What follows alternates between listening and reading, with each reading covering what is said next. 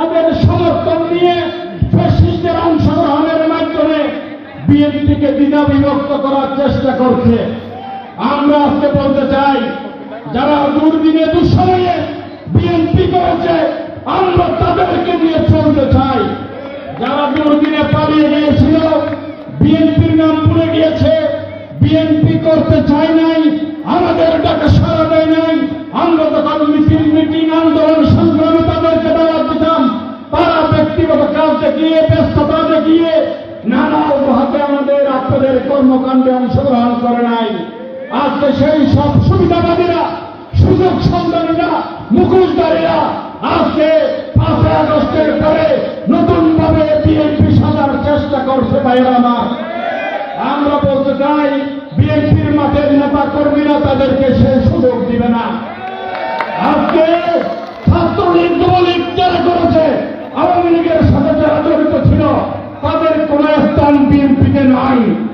যারা বিএনপির নাম দিয়ে ফ্যাসিস্টদের, হাসিনার সহযোগীদের দলে আশ্রয় দেওয়ার চেষ্টা করছে, সেটা বিএনপির নেতা কর্মীরা কোনোদিন মেনে নেবে না, মেনে নেবে না, মেনে নেবে না।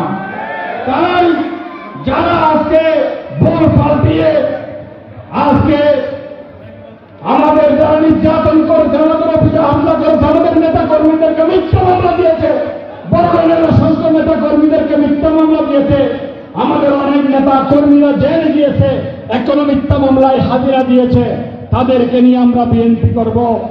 আর ফ্যাসিস্ট হাসিনা, আওয়ামী লীগ, যুবলীগ, ছাত্রলীগ যাদের বিরুদ্ধে আমরা 16 বছর আন্দোলন করেছি, তাদেরকে আমরা কোনোদিন আমাদের দলে গ্রহণ করতে পারি না, পারি না, পারি না।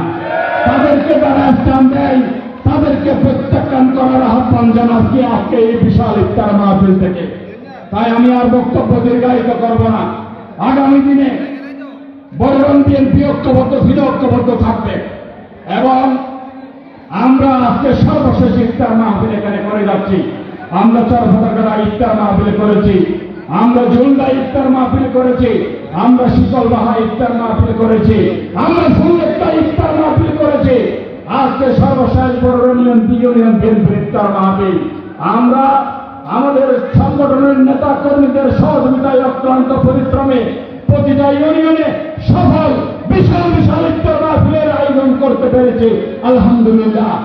আগামী দিনে বড়গান বিএনপি এবং অঙ্গ সংগঠনের নেতৃত্বে আমরা সবাই ঐক্যবদ্ধভাবে এগিয়ে যাব, দলকে আরো শক্তিশালী করার জন্য কাজ করে যাব।